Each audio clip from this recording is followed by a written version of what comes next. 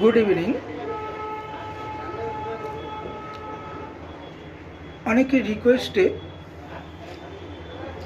আজকের একটা ছোট্ট ভিডিও করছি।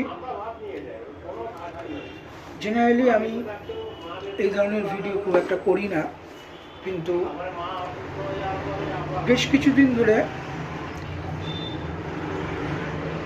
অনেকে চাইছিল যে একদম ছোট বাচ্চাদের কি করে ড্রয়িং শেখানো যায়, অর্থাৎ বেসিক একদম শুরুটা কিভাবে করবে।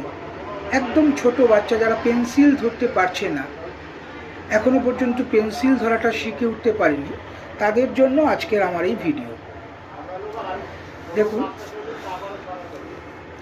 বাচ্চাকে প্রথমে একটা খাতা এবং একটা পেন্সিল দিয়ে দেবেন। এবারে তার ইচ্ছে মতন যা খুশি করুক, সোজা লাইন, কার্ভ লাইন, ঘোরা, হাতের স্ট্রেংথটা আনতে হবে। তার জন্য পেন্সিল ধরাটা, কিভাবে পেন্সিলটা ধরছি, এটা তার ইচ্ছে মতন সে দাগাদাগি করুক, এটা হচ্ছে প্রথম স্টেপ। এর পরবর্তী ভিডিওতে আমি এর পরে কি করবে সেটা দেখাবো। কিছুদিন এইভাবে প্র্যাকটিস করতে থাকুক, খাতার কিনে দিন, পেজের পর পেজ এরকম দাগাতে থাকুক।